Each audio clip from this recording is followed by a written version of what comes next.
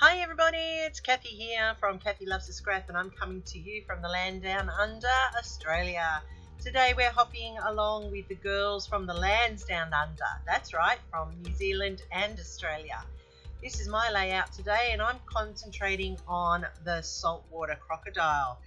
So we are hopping along every Monday of June, and we're introducing you to native animals of our countries, both Australia and New Zealand, and I'm using the saltwater croc as my feature today.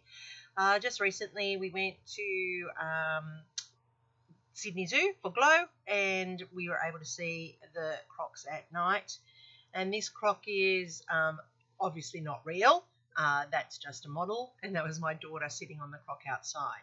So I've gone through my scrap pile and I've collected all of the colours that are in the photos, and I've got some Australian native bushes there on this piece to tie in that Australian theme.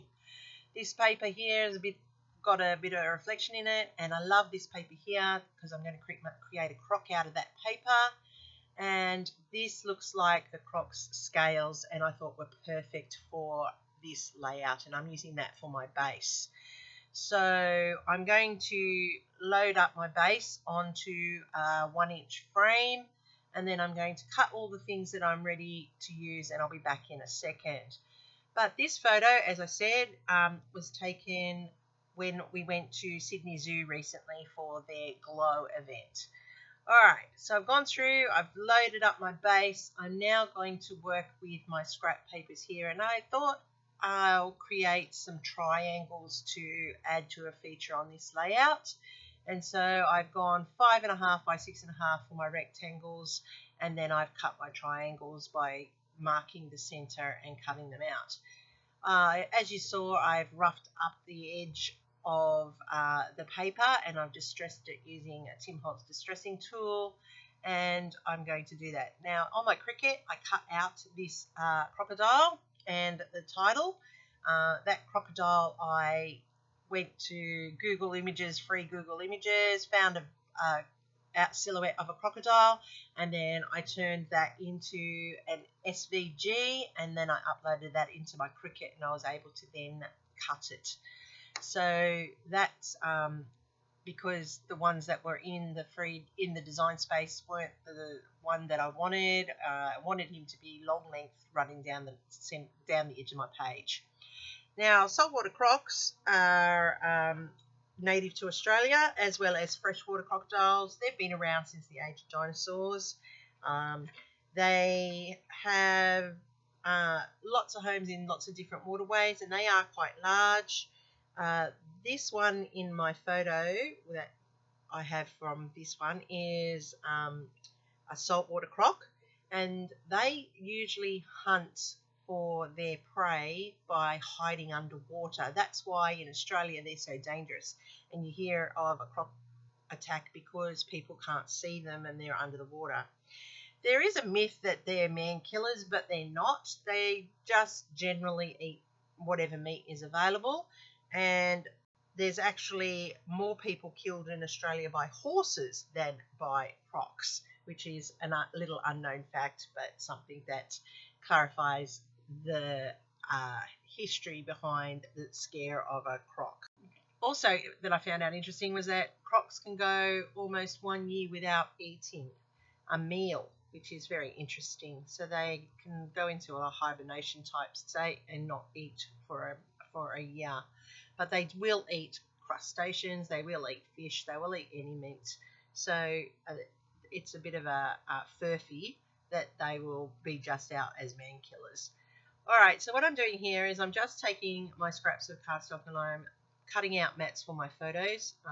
I'm going to layer them up at odd angles, and you can see when you first look at the colours you think, how are they going to work together? But as always, I match them to my photos, and if you look at your photos and you use the colours that are in your photos, you're always going to have a layout that is harmonious to the eye and blends nicely. So even though I've got that sandy coloured one there's that croc again, as I said, the sandy coloured one there, you can see the sand in the photo. Now that croc was really, really quite large. His name is Rocky. Okay, he's at Sydney Zoo, and he is a saltwater croc. He's 4.2 metres long, and he weighs 400 kilograms.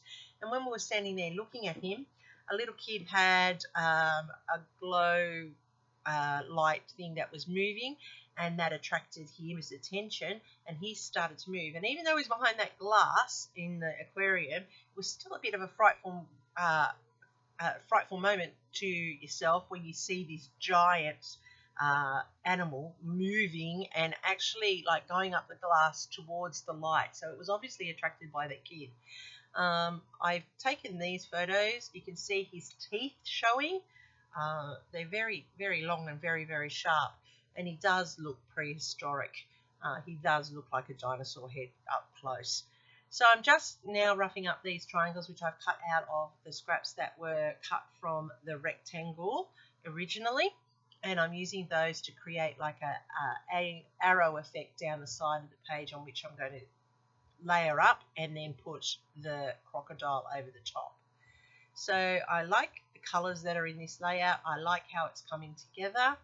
It's coming out better than I thought it would, I must admit, and it is a good feature using a die cut animal to enhance the story of the photos.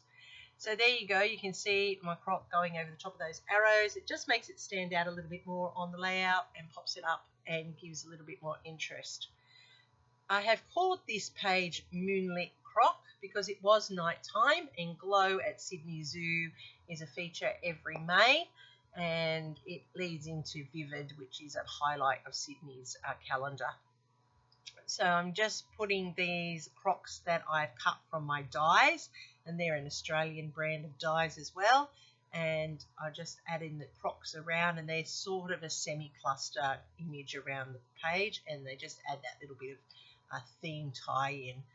I like going to Sydney Zoo. It's a great little venue.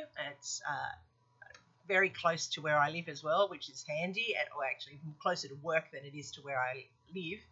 And at night in May with Sydney Glow, you get to go in and you see all the nocturnal animals moving, and you get to enjoy the light show that they have set up throughout the zoo. So I'll have a few layouts coming up in the next few videos, which will feature our night out there this year. So this croc here, as I said, is a big saltwater croc. My daughter in this photo is my animal daughter. By that I mean she is trained to work with animals. She's an animal handler, and so this is her ultimate dream, is to be able to go and work in a zoo or work in an animal park in that sort of arena. I'm adding in some pops of colour, and when you flick underneath the page, when you put them on, they go flat like an enamel dot, and that adds just that effect. Just add a little bit there into the title where the dot was missing. Alright, so I've got faux stitching around the edges just to finish it off. I've now put in a little bit of journaling, adding my daughter's name, where we were and what the event was.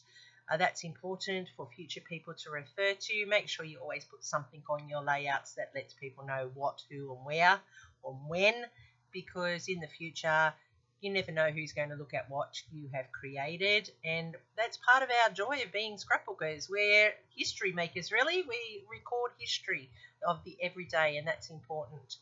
So I'm just checking out my layout. I've got my crocs in place. The croc and the photos are all in line. You can see how those pops have become like enamel dots. Love my cricket cut croc. I think he turned out well. And then, of course, I've got those die-cut crocs, and they are very cute. So this is a great layout. I'm sure the girls that are playing along in the hop are going to have some great layouts this week with some new and different animals that you're going to see over the next coming weeks of our hop relating to our native animals. So this is the layout. Thanks for looking. There will be a list below, a playlist of all of the girls playing along and the videos that you can see. Look at him. He's a bit scary, that croc there. Look at his eye. It's a bit scary. He was a little bit of a heart-stopping moment. So love that my title goes over the photo. Don't be afraid to do that. I'm Kathy here from Kathy Loves to Scrap, and I'm scrapping from down under. Give me a thumbs up if you like it. It lets YouTube know you like what I'm doing. Subscribe. It costs you nothing, but it keeps me to the forefront. Leave me a comment. I'll get back to you as soon as I can. Remember, I'm Kathy Loves to Scrap, and on all my socials you can find me under that tag, where all my layouts are on Instagram, regardless of video or not. Thanks for watching another hop. See you soon. Happy scrapping. Until next time.